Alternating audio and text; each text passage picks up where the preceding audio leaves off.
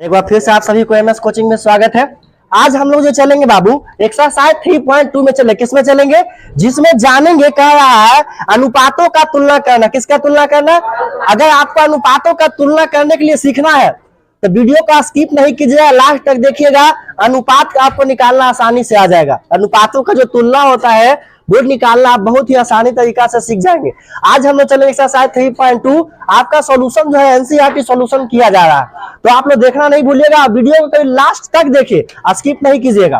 देखिए क्वेश्चन क्या कहता है पहला कि अनुपातों का तुलना। तो देखिए अनुपात क्या होता है सोच समझिए। पहला कहता है a1 बटा a2 equal to note b1 बटा b2 है, तो ये कौन सी रेखाएं होगा? तो प्रतिच्छेद करती हुई रेखाएं होगा। किसका होगा? तो दूसरा ये a1 बटा a2 equal to, equal means होता है बराबर, क्या होता है? b1 बटा b2 बराबर c1 बटा c2 हो। कौन सी रेखाएं होगा? समपाती रेखाएं होगा। कौन सी रेखाएं होगा? अब आइए इसके बाद a1 बटा a2 इक्वल टू b1 बटा b2 equal to not c1 बटा c2 क्या होगा? तो समांतर रेखाएं होगा। क्या होगा? अब देखिए इसका पहला क्वेश्चन हम लोग बनाते हैं, ठीक है, ध्यान दीजिएगा। देखिए पहला क्वेश्चन इसका क्या कहता है 5x माइनस 4y प्लस 8 बराबर 0 और 7x प्लस 6y माइनस 9 बराबर 0। अब इसको हम लोग तुलना कहते हैं। क्या कहते हैं? तुलना। तो देखिए a जो है, a हम 5 को माने, किसको मानेंगे? b जो है -4 हो जाएगा और c कितना हो जाएगा? 8। अब ये नीचे हो जाएगा a2, क्या हो जाएगा? a2 कितना हो जाएगा? 7। b2 कितना हो जाएगा? 6 और c2 हो जाएगा माइनस।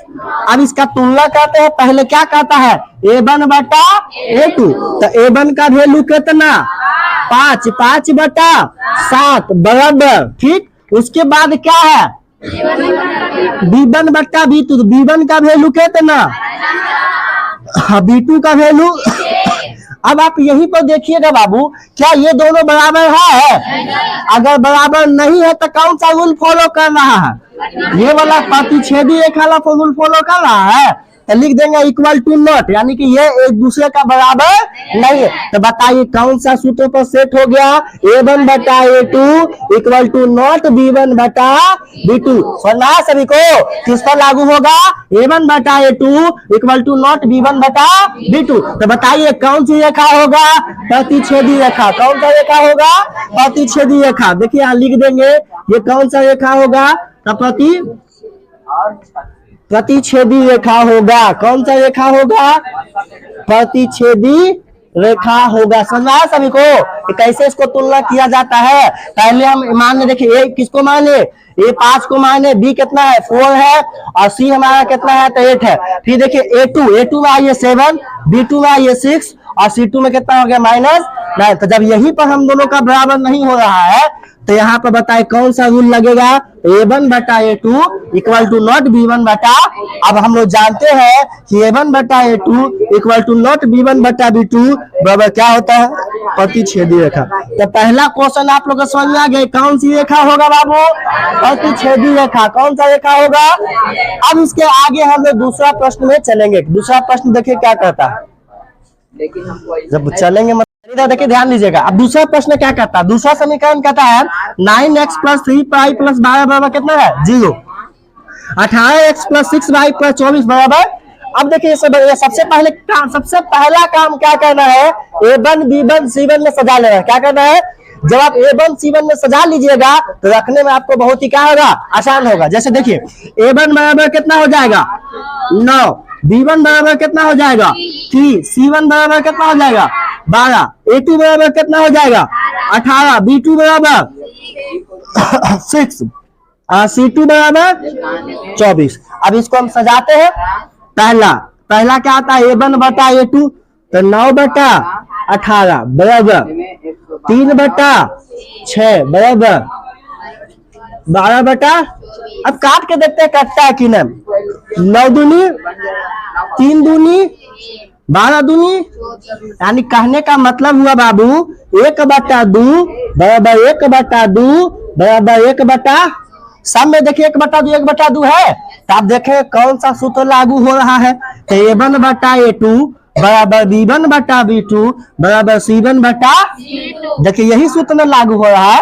तो इस सूत्र के लिए क्या होगा, कौन सी रेखा होगा, संपाती रेखा होगा। कौन सी रेखा होगा, तो देखिए ये कौन सा रूल लागू कर रहा है, कौन सा रूल लागू कर रहा है, ये A1 बटा A2 बराबर B1 बटा B2 बराबर C1 बटा C2।